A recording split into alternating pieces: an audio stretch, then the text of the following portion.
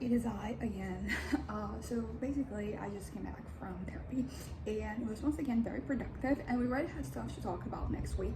I've been having a lot of like realizations, and my therapist was even like kind of complimenting the other therapists I've been with this year. But I've been thinking about this, and my mom agrees with me. I don't think that it was them. Like the main therapist I've been going to, like we meet every other week, and I don't know, it hasn't.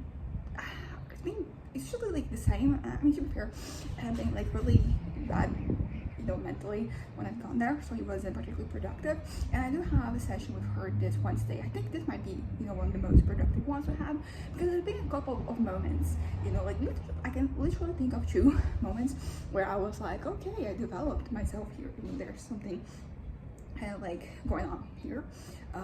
But today was pretty great, and I have to start writing down things that come to mind during the week, because I mean, I had plenty of stuff to talk about, but there are some points where I was like, what next? What do I have to say? And I know I have like a lot to say, so I had to write things down. Also, like these past couple of days, I slowed down on like the writing thing on my little journal, a little notepad, and maybe like that would be interesting for me to do. Also, something that I mentioned, I kind of realized is that I really, because I'm in this mood where I want new experiences, I want to try new things. I kind of, I don't know, I've been open to like more things, and because so far in my life, I've never really wanted to be in a relationship. Like I fare very well when I'm by myself. And although to be fair, like I'm not necessarily by myself. I have people in my life, but I never really craved that. However, I've been thinking lately that I don't know if I want it forever, but I would like to have the experience. I think I have a friend, and she's like in the second. Well, she is asexual, so like it's not really like a proper relationship. It's a little more platonic than that. But it is the type of thing that I was like, you know what? She was very sure that I don't know if for sure, but it did get me thinking that would be an interesting experience. And even if like it turns out that like it doesn't really work out or whatever, like I would want to have that experience. I've been wanting to have, like to try many new things, and naturally like we are limited by the amount of money we have. So but this is something that you do that it costs nothing. So I've been focusing on that, and something that my therapist also said that I was like, that is interesting, is that me wanting to experience things, try things, like that is me wanting to live. Like I'm doing really well right now. I am it's just that like I'm engaged with my life, I'm excited to be alive, and I want this to continue. I do know that at some point I'm gonna have another episode, but I'm going to enjoy it as it lasts, honestly. And I'm really enjoying it. I'm really, I think I'm doing more than I used to do. I'm like pressing for things. And something else that we're talking about is fears, because basically I realized that for so long I didn't want to acknowledge my fears, because they would make me seem weak. I would feel weak by acknowledging them. But the thing is that I want to live a life without fear. I know that is impossible, but I want to minimize the fears that particularly like the irrational ones, the ones that like they can be avoided. And I think the path for me to do that it starts with like me acknowledging that they exist, and that's okay. It's okay that I'm afraid sometimes. Everybody is afraid. It's a part of life, and I like trying things, so like that is going to be part of it as well. Like trying new things and getting, like sometimes failing. Maybe although some of the things that I want to do, like it's not really failure, right? It's just like it doesn't work out, and I kind of like wanna, like I want to put myself out there, and that involves these experiences, and I can even learn. Because when I think about my failures, like I think my biggest failure in life has been my inactivity. I've existed for so long, it's just like in my head, and I don't want that anymore. I need for me to just have a healthy lifestyle, like a healthy life. I need to do more things. I need to do more. Do what? Like I don't know, and I don't have to know for now. Like I think that, as I mentioned before, I'm turning 28 next month, and it is one of those things I'm like, I don't know if I'm ready, but I don't have to be ready. It's going to be a new adventure, and it's going to be fun. It's going to be fun. As I said, I can see myself getting into my 30s, which is something that for the longest time I couldn't. I'm still 40s is still like far-fetched. Although to be fair, like I don't know, there are some aspects of my life that I'm like, I don't know where I'm going to be 5 years from now. For example, my work life, like I'm changing my major, so you know, like what work look like, you know, with something new. And I've been thinking about the different possibilities of like where I can go, you know, with my degree that I have like in this, you know, exam. And I don't know, man, like there's like some interesting possibilities, and that is exciting. I'm not, you know, like afraid of trying. And you know, it's interesting because like I would try, you know, the first semester, and if it's not it, I think I can take the same exam like next year, and then I try something else. I don't know, like this excites me, you know, this prospect, which, you know, it's good, because sometimes like I feel the opposite of excitement, you know, regarding like my prospects. So I know it's good. I don't know, as I said, I don't know academically where I'll be in 5 years. I don't know professionally where I'll be in 5 years. Will I keep the path that I am at right now, or will I try something new? I mean, ideally, with me changing what I'm gonna do with my life, you know, like that is going to follow, you know, something else. So I don't know, and it's okay that I don't know. And I know that I say this a lot, like it's okay that I don't know, but like for once I actually been it, I don't feel like a failure anymore, you know, for where I am at, you know, compared to like other people my age. And because every person has their own journey, and I really come to accept, and I'm kind of like enjoying mine, you know. I think I'm also very lucky that like the things that it takes, that you know, what it takes for me to be kind of like engaged and entertained, like it's pretty it can be pretty simple, you know. And I just, you know, like that is good for me. I'm happy, but you know, like what does this mean for my future? Am I stuck?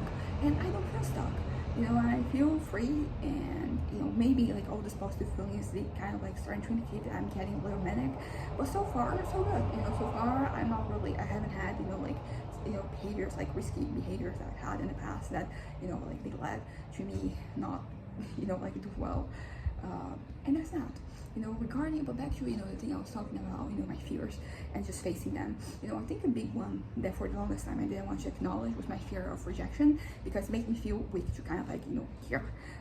I mean, it made me like, this just really sums up so many of my issues. Like I don't want to care, you know, and I want to be that person, and I would do this thing where I would say like, yeah, but like I don't care about a lot of things, you know, that people care about, but I do care about some other things. But the truth is, like, I do care a lot about things that other people care about, you know. I don't want, I think that is, you know, one of the things that sometimes, you know, it not that it paralyzed me, but it did make me reconsider kind of like putting myself out there, which is an interesting thing, because I wanted so much, you know, throughout my life, and I've done so little, you know, like in terms of like actually achieving those things. You know, I think I mentioned this before, but I remember this one time when I think it was 2017, you know, and I had started treating my ADHD, and you know, my doctor was, you know, trying to get me to say that I had to do things, that I should, basically saying that I should start doing things, that I should stop living in my head, and it really offended me. I was very upset, but like he was right.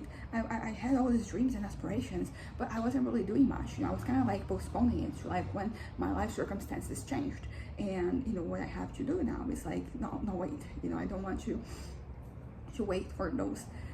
For things to happen. I think that there's so many areas of my life where I'm kind of like just waiting, and I'm done waiting, you know. Like I don't want things to happen to me. I don't know, when does things change, because I've always been such an active, proactive person, you know. When did I start waiting for things? And then on one hand, like I look back and I'm like, there are several areas of my life where I was just kind of like waiting, you know. I will say that part of that was religion, in a certain way, because I kind of like had these dreams and these goals that I wanted, you know, to things I wanted to achieve in life, and basically in my head, like that was what God wanted for me. So basically I was just waiting for God to open the doors. But you know, like even in the religious context, people usually like, you know, they involve doing things, and like I was doing things.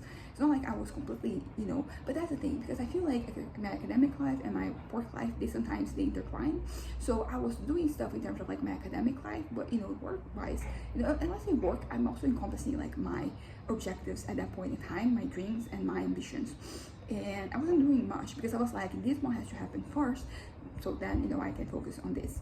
And that is, you know, like, and I was doing my research, I was doing, you know, putting in work for me to get better, you know, and be more competent and, you know, more qualified. But that was not enough, you know. I think for me to get where I was at, you know. And also like it's interesting, because I'm thinking about it and I'm like, I kind of like lacked ideas sometimes. Like I have like a general, I don't know, I think I don't have, sometimes I struggle with having actionable ideas, because these are just, you know, too, either like it's a very high concept, or it's not very practical, or it's not very, it's not very doable, and I just kind of like I get stuck in that because I'm like, I'm gonna figure out how to make this work. But then, by doing that, I'm kind of like, things are passing me by, I'm not my taste. And also, like, for example, the fantasy I had, this year, like, it would involve me kind of, I would have to like take the first step for for me to get in that direction. But like the first step, uh, because like it was just so far away, basically, when I wanted, and where I was at, and there was like no guarantee, because as I said, talking about before, like I am, like my fantasies, they always are megalomaniac, it's nothing, doable, and it involves like, what did I do for, the past 28 years, 27 years of my life, like, what have I, accomplished, and like right now, I have, I think I feel more accomplished right now because I started taking into consideration things that I do that before I didn't. So like I have done things, but yeah, like it depends. It depends on what I'm considering, because in some regards there was not much. In some others, I've done things. I do question, if I have enough to show for, like the time that I spent. And once again, we're back to, kindness with yourself. I have to take into account my limitations, and mental health, like that is a big one, because I mentioned this before, 2016, 2017, I was struggling. It was just like back and forth between depressive and manic episodes. I kind of I don't know, I'm thinking it just came to me a message in an image, and kind of like a lie that I told this one time. And why did I tell that lie? It has to do with college and like admissions, and it's because I was afraid of failure. I was afraid that I wasn't good enough. And why did I lie? I don't know. I was embarrassed, and it really, I come so far, like that's pretty much where I'm realizing, it has to do with my academic life, and then right now, like I don't care anymore. It's not that I don't care, it's just that the whole thing of like me being the best always, it didn't pan out well, like you're, because like you like in a certain context. When I was a minor, when I was in high school, like I was excelling within the confinements of where I was at. But when I graduated, suddenly like you're put into like, if you were like the best in your context, you end up like being sorted with other people who are also the best in their context. So like you're no longer at the top. And if you put, so because I put a lot of emphasis on my academic life, like that was no part of me. That was like one of the things I was the proudest of, the things I had to show for myself. And when suddenly I was no longer at the top, it felt awful, like it felt, I don't know, I was very vulnerable, because it felt like I didn't have anything anymore, because things in my life, like they were not flowing the way that they would, that I wanted, I wanted things to work out, and they weren't. And that kind of like put me in a situation where I was kind of like at loss. I had to redefine my identity, and who am I today? I think like I have a much more definitive answer, and it's a much better answer too. I am very much, how do I put it? Like I kind of like I know who I am, and who I am is not dependent on the things that I do. Like the things that I do, they are a reflection of the person who I am. So I like I have my identity in all the different facets of my life, and I'm kind of like a combination of all those things. But I no longer feel insecure about like the things that I might not be. Like if I find out that some areas like I'm not doing great, it's not something that destabilizes me anymore. For the most part, that could be something that is going to make me spiral, and sometimes it's good to spiral. I know that sounds counterintuitive, but sometimes, like these are the moments that redefine yourself. That you can redefine yourself. These are the moments that kind of like lead to learning, and to to kind of like you opening yourself up for new experiences. For like it makes your life better. At least like that is pretty much where I am at. I mean, those to be fair, like the last two spiraling moments I had, they were very organized. It's something that my therapist said. I'm very organized when I'm talking about, like my life, the way I see myself. Which to be fair is something that I get a lot from like mental health professionals and like medical professionals, and I'm proud of that. Like I'm happy, because when you can define things better, like we can treat them better. Like you have there's more for you to base yourself on. So that is important, and that is very much needed. if you want to do better, you have to be able to express yourself, but like not in an aggressive way, not in a passive way, in an assertive way. And that is sometimes hard, particularly if you're prone to anger, which is interesting because historically that has been me. But when I think about the past couple of years, I've been doing pretty well in terms of controlling my anger, and that has come from the fact that I have been able to kind of like attack what makes me angry. The vulnerabilities I have, the triggers that I have. And oh yeah, so today, something that happened in therapy as well is that I was able to talk about like the incident when I was 13 back in 2011, and I think it was the first time that I talked about it like in sequence, and it's great because I was able to talk about it. I wasn't even like tempted to cry, so that was progress. Really happy with that, and now she has a good idea of what it is.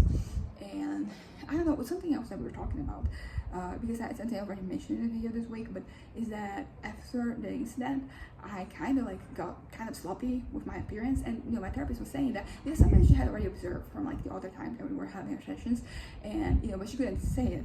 She had to wait for me to bring it up, and that's something like sometimes you do that as a way to protect yourself, so that that attack, that assault doesn't happen again. So that's one of the reasons why I ended up being so careless. And I started caring more again back in 2019. I did have my moments. It's not that I completely didn't care, but I do think that there was this protection thing. And then I mentioned to my mom, and she was saying something that I didn't remember, that there were some points where I was completely, like, I basically, I was completely covering myself, like I could see anything. And that isn't like an interesting situation, because it comes from a trauma. It's interesting because like we went from like one extreme to the other, and like right now I am like female, although I say extreme, like my thoughts were extreme, but like my actions not so much. Like there wasn't as much happening, and like right now I can talk about it because I'm no longer embarrassed by the fact that like things haven't happened. And I feel like I'm ready to face the world in a different way, in a healthier way, and that when my next episode, the press episode comes about, I will be able to, I'll be more steady. And she really liked that I was using the term anchoring, because that's pretty much what you need. And I think that you need, and something else that I saw a video the other day, I hadn't finished watching it, but it was basically about how like things are so convenient for us at this point in time that you have to kind of like get yourself to be a little inconvenienced, like that is good for you. And I think that that's a good example, because sometimes like things happen and I'm just like, I don't want this anymore, I don't want to try this. So I need to be kind of like, I need an anchor. I need to be, like more resilient in some ways. And the thing is, like right now, I want to be resilient. When I'm depressed, usually I don't. But it's all about habits. So like, if you make a habit out of like, being anchored and having things that like work out for you, that help you, like it's going to be easier moving forward. When you have like these moments. And it's interesting because, as I said, like when I'm depressed, it's a lot of like suicidal ideation, and then when I even like normal sometimes, like it ends up like pulling from it, and I end up being kind of like just I'm just like a plastic bag going from corner to corner, not really wanting to continue. So yeah, but like right now I want to continue, and the future doesn't scare me so much anymore. If I'm gonna try, for example, like I'm gonna try new major next year, and if it doesn't work out, that's cool, that's okay. I'm gonna try something else, because maybe I'm not really in the place I wanted. I think I need one of the things, like money is very relevant. Like I'm not pretend that it isn't. And I mentioned this, I think yesterday or the day before, that like where I am at financially, like I wish I had more, and I don't really know what I'm gonna do to make, to get more, but that is something that is on my mind. I need it. Like if I have more money, I will be able to do more, have more experiences, and I'll be happier, because as I said, money is important. It's always been important. That's kind of like the nature of things. And instead of fighting it, like I just want to kind of like embrace that, because I don't want to be dependent. I mean, you are dependent on money, but like I don't want that to be because I still want to safeguard my peace. I still want to be able to I still want to do well, but like I don't want to sacrifice my well-being for the sake of money. But like there are more I can do. I don't know what exactly yet, but like I'm brainstorming ideas, and I don't know, for some reason I got a memory from like high school, and I had a positive high school experience, You know, like it was sometimes, you know, like not right now that I'm happy, but sometimes like I look back and it feels like that was the last time I was truly happy.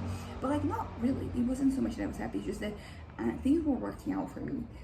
You know, there was like a mold, there was a frame, and I existed in the frame, and I was doing well according to who I was at the time. You know, like right now, like, because when I look back, I wasn't happy, really. You know, like it's one of those things that, you know, like I was less miserable. I mean, I'm not miserable right now, but it's just that I had, you know, the things happening outside of my head, they were, you know, working out as well as they could, and that basically made me feel like I could gaslight myself into thinking that I was the person who I wanted to be, even though I wasn't. But I had something to fall back on, you know, which was kind of like my academic performance. And even then, like I wasn't happy because I could have done better, you know. Like then I learned how to ADHD, and things were explained, because for so long I felt like I was lazy and that I wasn't capable of things because I was struggling to do things. And oh yeah, something else that, you know, I was talking in therapy is that my academic performance after, you know, like this situation happened, like it really plummeted.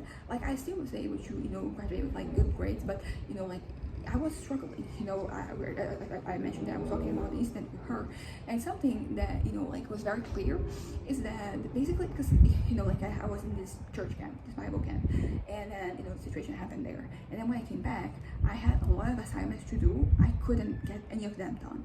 You know, I was struggling, and it kind of like it continued. And then right now I know, okay, that was a response to, you know, what had happened. But at the time, I had kind of like a little amnesia at that point.